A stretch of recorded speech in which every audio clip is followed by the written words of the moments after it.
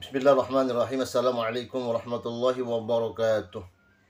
Alhamdulillah, Allahumma salli wa sallim ala sayyidina Muhammadin bil lisani jami'ati fi hadratil wasi'ah. Salatan tamuddu biha jismi min jismihi wa qalbi min qalbihi wa ruhi min ruhihi wa sirri min sirrihi wa ilmi min ilmihi wa amali min amalihi wa khuluqi min khuluqihi wa wijahati min wijahatihi wa niyati min niyatihi wa qasdi min qasdihi wa ta'udu barakatuha alayya wa ala awladi wa ala ashabi wa ala ahli asri ya nur ya nur ya nur ya nur ij'alni nuran bihaqqin nur. Sahabatku dimanapun kalian berada, apa kabar semuanya? Semoga sehat selalu, berkah di dunia wal akhirah, dan segala hajat-hajatnya Allah kabulkan. Dan semoga yang saat ini sedang sakit, Allah segera sembuhkan segala penyakitnya, dan putra-putrinya Allah jadikan anak yang soleh dan yang solehah, berguna bagi nusa bangsa, negara dan agama. Amin amin ya rabbal alamin. Sahabatku dimanapun kalian berada, tetap semangat untuk menjalin persatuan dan kesatuan umat. Kali ini saya ingin mengajak kalian untuk menonton video ini, sangat penting. Soalnya ini masalah fik 2. Mereka menyatakan seolah-olah itu ada tambak, ada sawah dulunya. Kita ikuti dulu. Bapak, batas laut. Katakanlah tadinya batas lautnya di sini. Ada sawah, ada tambak. Katakanlah. Kemudian jadi laut. Hilang itu surat-suratnya itu nggak berlaku lagi. Kenapa bisa diproses jadi sertifikat? Jadi tanah yang sudah kehilangan itu otomatis haknya hilang. Suratnya menjadi tidak berlaku. Apalagi memang tidak ada tanahnya. Berarti dia bikin surat palsu kan? Nah berarti itu pidana itu. Mestinya polisi itu mengusut itu. Ini kan rakyat ini ketakutan karena nggak ngerti hukum kan? Ditipu-tipu, nanti begini. Udah ambil lagi. Itu haknya mereka. Yang sudah diuruk itu ambil lagi aja. Patokin lagi tuh. Semua tanah itu suruh patok lagi rakyat. Ya, terutama oleh pemuda-pemuda, oleh mujahid-mujahid, oleh laskar-laskar itu patok kembali suruh rakyat yang punya tanah.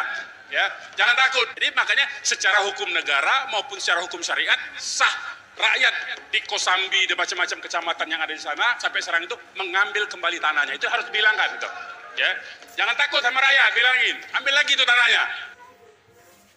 Kondisi kita ini begini sekarang nih. Secara ekonomi kita ini dijajah dengan sistem ekonomi neoliberalisme. Neoliberalisme itu adalah liberalisme gaya baru. Kalau dulu langsung perusahaan-perusahaannya melakukan perdagangan. Nah kita lihat zaman Belanda. Zaman Belanda itu sebetulnya Hindia Belanda itu VOC itu okay. Jadi zaman Belanda itu VOC langsung berdagang dengan kerajaan-kerajaan Nusantara. Ini sebelum bicara Hindia Belanda nih.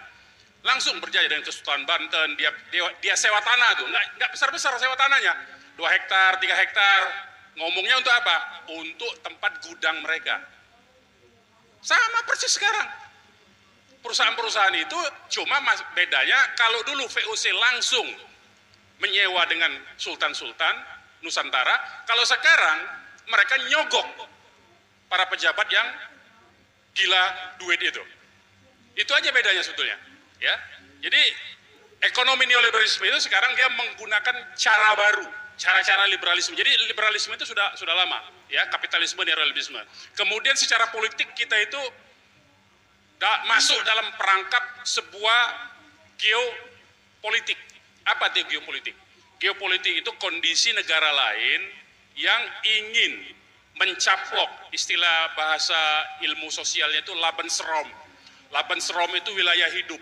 Jadi sebuah negara itu nggak bisa dia ekonominya cuma berputar di dalam negaranya sendiri. Dia membutuhkan negara-negara lain untuk menghidupkan ekonomi negaranya. Contoh konkret, Cina nggak bisa bangun mobil listrik kalau tidak disuplai nikelnya dari Sulawesi. Nah itu Lebensraum namanya. Ya, itu Lebensraum namanya. Jadi wilayah hidup, ruang hidup. Jadi sebuah negara adalah kita bicaranya konteksnya negara ya. Jangan bicara individu-individu. Kalau bicara individu-individu nggak selesai kita. Jadi kita bicara itu konteksnya melihat tuh konteks negara. Imperialisme itu konteksnya negara. Sebuah negara supaya negara itu bisa eksistensinya ada terus-menerus, dia membutuhkan negara-negara satelit sebagai sumber untuk mensuplai kehidupan dia. Tadi saya contohkan, pembuat baterai untuk kendaraan listrik itu nikelnya dari Indonesia, dari Sulawesi. Untuk minyak Amerika, emas Amerika, suplai emas Amerika itu ngambilnya dari Indonesia. Nah itu disebut Laban Serom. Itu harus paham tuh bapak-bapak. Jadi nggak bisa kita cuma mikir kita sendiri, itu nggak bisa. Makanya kita tuh harus memikirkan, lihat. Nah Indonesia itu tidak punya doktrin seperti mereka. Nah Cina itu punya, Amerika itu punya. Kalau Amerika itu punya doktrin namanya Pax Americana. Ya, Pax Americana itu apa? Bahwa semua negara selain Amerika itu adalah hanya negara-negara satelit untuk suplai sumber daya, bahan baku, dan tempat memasarkan produk Amerika. Itu Pax Americana. Dan harus supaya sumber-sumber bahan bakunya itu terjaga, harus dijaga oleh militer Amerika. Makanya Amerika bikin ratusan pangkalan militer di luar negara Amerika. Itu namanya Pax Americana. Nah sekarang Cina bangkit. Cina itu punya doktrin sekarang, obor. Bukan obor yang nyala itu. Obor itu One Belt, One Road. Atau BRI, Belt and Road Initiative namanya. Apa? Sama seperti Amerika. Cina itu sudah punya rencana global, seluruh dunia, 5 benua. Jadi dari wilayah paling ujung timur, yaitu Indonesia, bahkan dia sudah masuk ke Papua Nugini, Fiji, segala macam. Ya, dia sudah punya perjanjian, suplai bahan bakunya itu terus sampai ke Indonesia, terus dia sampai ke Eropa Timur, sampai ke Afrika Utara. Bahkan Amerika Selatan dia sudah punya rencana membangun jalan dan kereta api dari Brazil pantai timurnya sampai ke Chili pantai baratnya. Itu disebut doktrin obor itu. Jadi jalur sutra baru, jalur perdagangan baru. Nah untuk menopang rencana obor Amerika, geopolitiknya seperti itu, Cina itu sudah membuat pangkalan militer di Natuna Utara. Coba bapak-bapak cek, silakan ada. Nah itu disebut imperialisme. Nah dengan konteks imperialisme seperti inilah sebetulnya Indonesia itu saya nggak ngerti. Cuman kita berharap ya, Pak Prabowo ini orang militer, sama seperti Pak Narko. Dia tahu tuh apa yang disebut dengan geopolitik. Tapi sebelumnya Pak Cungkring kita itu nggak ngerti apa-apa, dia cuma ngamplas kayu soalnya.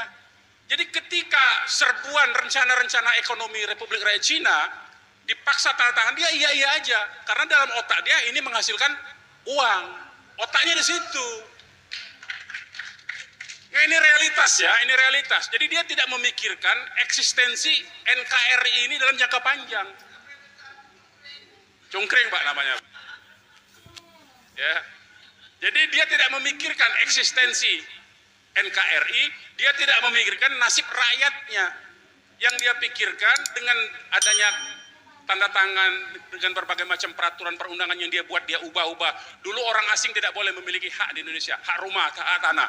Sekarang sejak tahun 2022 melalui peraturan pemerintah, dia izinkan Pak, hak guna bangunan boleh dimiliki oleh orang asing.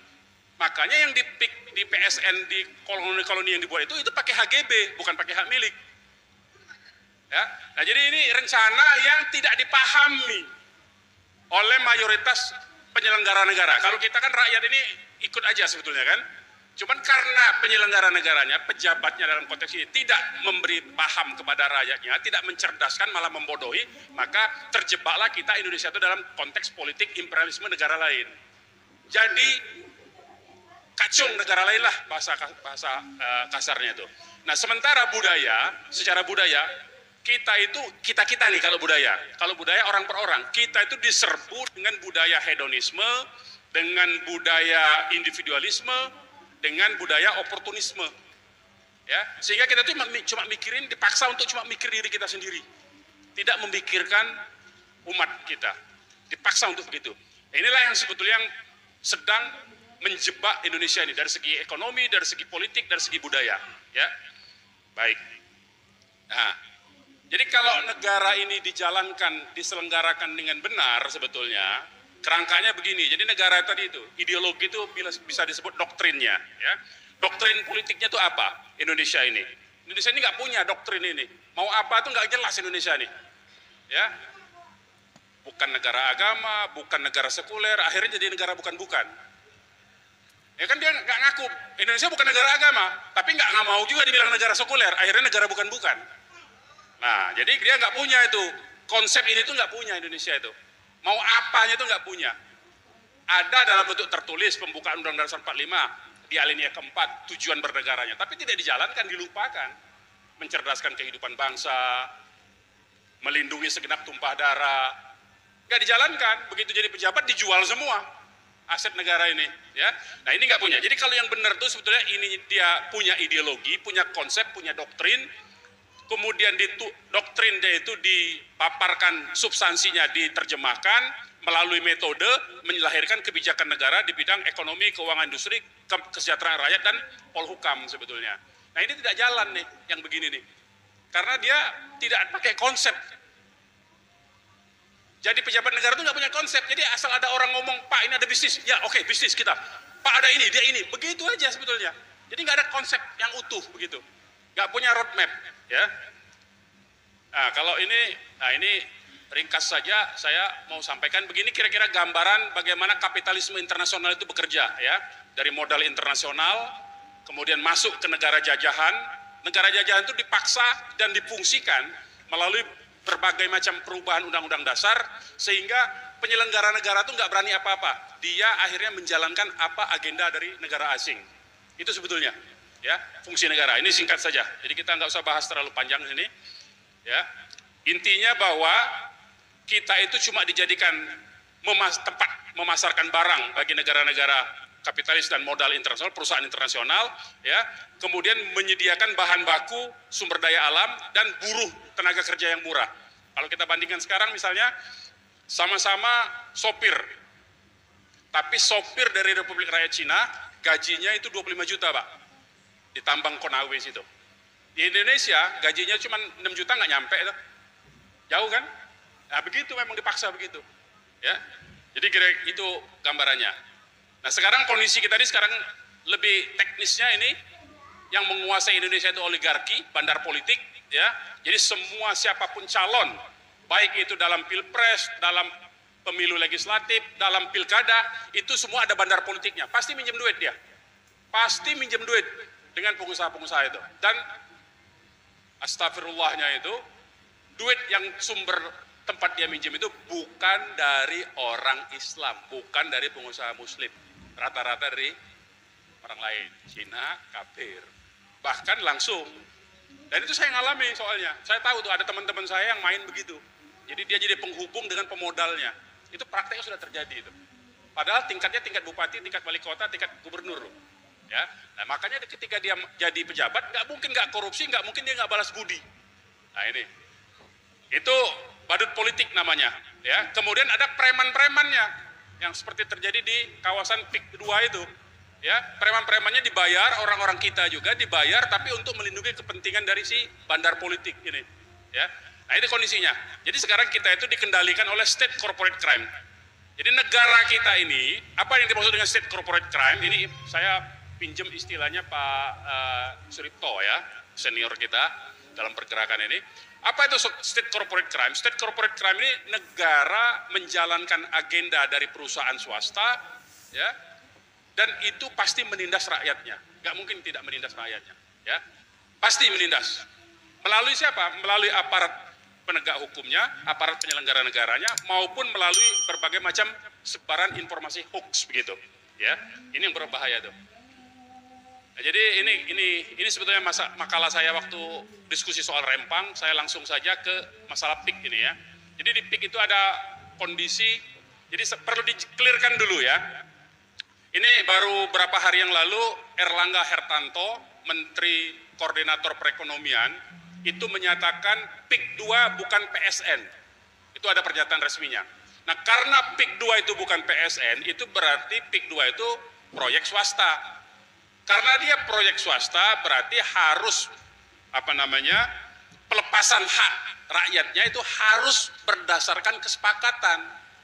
Tidak boleh uangnya diancam. Kalau ada orang yang tidak mau melepaskan tanahnya, itu diancam nanti tanahnya, uangnya dititipkan di pengadilan dengan konsinyasi. Itu bisa, karena dia proyek swasta jatuhnya. Kalau dia proyeknya pemerintah, itu memang uangnya dititipkan di pengadilan. Ya, rakyat banyak yang menyerah kan, ketakutan uangnya di pengadilan, dititipkan. Nah, sekarang Erlangga sudah ngomong, ada penyeluduran hukum. PIK 2 itu bukan PSN. Sebetulnya sekalipun dimasukkan PSN pun itu tidak bermasalah. tidak dibolehkan. Kenapa? Yang namanya proyek strategis nasional itu artinya proyek milik pemerintah, milik negara. Dia dibiayai oleh negara dan dia bisa diakses oleh rakyat semua. Sekarang pertanyaannya, sekarang ini kan kita ini bagian dari hegemoni ya. Apa yang dimaksud dengan hegemoni? Misalnya tol. Kita anggap tol itu seolah-olah itu proyek milik negara. Padahal tol itu dibangun duitnya oleh perusahaan swasta. Pertanyaannya sekarang, orang yang masuk jalan tol bisa nggak kendaraan roda 2? Nggak bisa, hanya roda 4. Ada orang punya kendaraan roda 4, tapi nggak punya duit, bisa nggak masuk tol? Nggak bisa. Berarti itu swasta, karena hubungannya itu hubungan dagang. Kalau yang disebut PSN, itu dibiayai oleh APBN, bisa diakses oleh siapapun, tidak mengenal perbedaan seperti tadi, dan tidak harus bayar, gratis Pak. Warga negara itu semua punya hak untuk mengakses kalau yang disebut dengan proyek strategis nasional. Tapi kalau masuk PIK 2, itu diperiksa, nggak boleh itu. Kalau bukan penduduk nggak bisa. Kalau bukan penghuni nggak bisa. Kemarin aja ada TV One, ada video beredar kan, TV One mau masuk, diusir tuh. Berarti kan dia bukan punya negara itu, punya swasta itu. Dan itu bukan proyek negara. Nah, jadi itu nggak boleh. Jadi itu ada penyeluduran hukum. Jadi sekalipun dia disebut PSN, tetap tidak boleh. Apalagi sudah dikatakan oleh Erlangga, dia PIK itu bukan PSN. Jadi jangan lagi nyebut PSN PIK 2. Bukan. PIK 2, PSN. PSN yang mana yang PSN? PSN itu dalam Peraturan Menteri Perekonomian itu disebutnya proyek ekoturism, pariwisata saja, bukan pemukiman, pariwisata. Jadi negara, nah salahnya di mana? Jadi sekalipun PSN dia tetap salah. Salahnya di mana? Itu hutan mangrove. Hutan mangrove itu punya negara, punya rakyat, tapi diberikan ke swasta untuk ngolahnya. Sah nggak? Nggak sah. Berarti itu dapat gratis dia. Rampok, bukan lagi maling itu. Kalau maling itu diam-diam, ini rampok terang-terangan dia. Nah, hutan mangrove diberikan kepada swasta oleh negara secara gratis, imbalannya itu hutan mangrove dibuatkan tempat wisata, adalah tempat hiburannya, adalah tempat sirkuitnya, itu rencana awalnya. Tapi tidak ada pemukiman. Nah, PIK 2 ini nambah-nambah, yang di sebelah lokasi di hutan mangrove itu, di sebelahnya, yang diklaim sebagai tambak, sebagai sawah dan tanah rakyat itu mau dibikin perumahan semua. Mulai dari Kosambi situ sampai ke Serang sini sebetulnya. Itu bukan lagi proyek strategis nasional, itu pemukiman, itu koloni namanya. Dan isinya bukan orang Indonesia, itu yang menjadi masalah. Isinya orang Cina, karena iklannya bahasa Cina. Iklannya bahasa Cina, saya bisa tunjukin filmnya nanti, saya sudah kirim ke panitia, nanti silakan panitia diputar ya. Itu iklannya bahasa Cina, jadi nggak mungkin itu diperuntukkan untuk warga negara Indonesia. Jadi memang sengaja mengundang penduduk Republik Rakyat Cina untuk dipindahkan ke sini, dan jumlahnya ada di 37 titik di seluruh Nusantara, di seluruh Indonesia. Wilayahnya itu di pesisir pantai semua, sehingga secara geografis, geopolitik, geostrategis Indonesia itu sudah terkepung sebetulnya. Ya, pribumi-pribumi kita ini umat Islam terutama itu sudah terkepung, udah nggak bisa apa-apa lagi. Ya, nah itu yang pertama masalahnya tuh. Ya, seolah-olah PIK 2 itu adalah PSN, padahal PIK 2 itu proyek murni perumahan, tidak ada kaitannya dengan proyek negara. Jadi artinya sejak sekarang rakyat yang ada di Kosambi dan macam-macam itu kecamatan itu boleh mengambil kembali tanahnya. Kenapa? Kenapa? Ya. Kenapa dibolehkan? Boleh nggak secara hukum negara dulu? Saya bicara hukum negara dulu. Boleh nggak? Nggak boleh, Pak. Ada pasal 1320 KUH Perdata namanya. Pasal 1320, kalau perjanjian antara dua belah pihak tidak saling bersepakat, artinya ada keterpaksaan, maka perjanjian itu batal demi hukum. Silakan dicek. Ya. Artinya apa? Kalau rakyat yang selama ini terpaksa ditakut-takuti bahwa ini PSN, kalau tidak terima ganti rugi akan dipaksa lewat pengadilan, itu berarti kan tidak sah. Dia tidak ridho tuh. Berarti itu batal demi hukum. Berarti dia boleh ngambil kembali itu tanahnya. Loh, duit yang sudah diterima, ya angus lah, salah sendiri. Ya, jadi uangnya nggak usah dikembaliin, salah sendiri dia udah nipu kok. Jadi rakyat jangan ditakut-takuti lagi untuk mengembalikan uang itu. Ambil aja uangnya, udah sah itu, tanahnya tanah dia. uang dia kembali. Apalagi secara syariat Islam. Ini kayak ada, kalau tidak ridho dalam jual beli, menyembunyikan informasi, ada cacat barang, batal jual belinya kan, haram itu masuk kategorinya. Nah jadi makanya secara hukum negara maupun secara hukum syariat sah rakyat di Kosambi, di macam-macam kecamatan yang ada di sana sampai sekarang itu mengambil kembali tanahnya. Itu harus dibilangkan gitu. Ya, jangan takut sama rakyat, bilangin, ambil lagi itu tanahnya. Bener itu, supaya rakyat itu nggak ini kan rakyat ini ketakutan karena nggak ngerti hukum kan, ditipu-tipu nanti begini, udah ambil lagi, itu haknya mereka. Yang sudah diuruk itu ambil lagi aja, patokin lagi itu, semua tanah itu suruh patok lagi rakyat. Ya, terutama oleh pemuda-pemuda, oleh mujahid-mujahid, oleh laskar-laskar itu patok kembali suruh rakyat yang punya tanah. Ya, jangan takut, itu tanahnya mereka soalnya. Karena apa? Karena mereka rakyat itu dipaksa karena sudah diinformasikan lewat informasi hoax itu, seolah-olah PIK itu adalah PSN kan, itu nggak boleh itu. Ya, kemudian ada pemalsuan dokumennya di mana? Yaitu lurah kohot yang bikin sertifikat di laut itu pasti dokumennya patut diduga kuat itu dokumen palsu. Karena ada teknologi, ya, ada teknologi sekarang baru 2 hari yang lalu di TV One keluar, ahli pencitraan satelit, geospasial namanya, itu mencitra satelit wilayah yang dikatanya itu sawah dan tambak, nggak pernah itu jadi daratan. Sejak dari dulu sudah lautan itu Pak. Sejak dari dulu sudah lautan, sejak dari tahun 73 ada datanya, itu sudah saya kasih juga itu datanya, nanti silakan disebar aja. Sejak tahun 73 itu sudah lautan. Jadi bagaimana tahun 80 ada itu seolah-olah tambak dan sawah. Ini penipuan namanya kan. Nah kalau penipuan ya tidak sah itu. Berarti itu ada dokumen palsu. Harusnya lurahnya itu diseret ke penjara. Bukan pengadilan, penjara itu langsung. Ya. Jadi nggak boleh itu. Itu lurahnya selama ini sok-sok menyatakan itu. Karena memang orang rakyat nggak ngerti hukum soalnya. Ini rakyat harus disadarkan. Harus dikasih tahu itu. Itu logikanya. Nah katakanlah kita ikuti logika mereka. Logika mereka menyatakan seolah-olah itu ada tambak, ada sawah dulunya. Kita ikuti dulu. Bapak, Ibu, kalaupun ada tanah kita, ini tanah misalnya, saya bicara konteks gunung misalnya, ini ada tanah, ini jurang, tiba-tiba tanahnya ambles, longsor, berarti tanahnya hilang kan? Itu haknya ikut hilang Pak, secara hukum. Sama dengan ini batas laut, katakanlah tadinya batas lautnya di sini, ada sawah, ada tambak, katakanlah, kemudian jadi laut, hilang itu surat-suratnya itu nggak berlaku lagi. Kenapa bisa diproses jadi sertifikat? Nah ini yang sebetulnya, jadi mau ikuti logika mereka tetap salah, apalagi ikutin hukum. Secara logika mereka saja udah salah. Jadi tanah yang sudah kehilangan itu otomatis haknya hilang, suratnya menjadi tidak berlaku. Apalagi memang tidak ada tanahnya, berarti dia bikin surat palsu kan? Nah berarti itu pidana itu. Mestinya polisi itu mengusut itu. Mestinya polisi mengusut itu, bukan polisi malah nakut-nakutin rakyat, ya. Nah, intimidasi sekarang ini terjadi intimidasi, perampasan tanah, kekerasan, banyak yang dipenjara tuh. Saya dengar-dengar. Kalau apa-apa ditakutin, kalau ada foto dengan Pak Dido ditangkap, dia panggil kantor polisi, kemudian ditakut-takutin sehingga dia ngelepasin tanahnya. Banyak kejadian itu.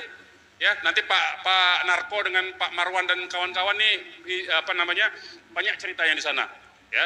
Jadi itu yang terjadi di konstruksi masalah. Nah sekarang tadi saya katakan menurut Undang-Undang 5 tahun 60 tadi itu. Menurut undang-undang ini sebetulnya tanah itu punya fungsi sosial. Jadi kalaupun kita punya tanah, beli tanah, di belakang kita ada tetangga kita, nggak punya akses masuk ke tanah yang belakang. Ada fungsi sosial, kita harus memberi jalan kepada tetangga kita. Nah, di PIK ada nggak begitu? Malah diusir kan? Malah diusir, malah jalan negara diambil alih oleh perusahaan, oleh korporasi, oleh Agung Sedayu Group. Nah ini yang sebetulnya pelanggaran hukumnya. Jadi banyak sekali sebetulnya pelanggaran-pelanggaran hukum, ya. Kalau di ini ada tentang tanah musnah di pasal 34 itu tentang hak guna bangunan, tanah musnah itu ada salah satunya itu, ya.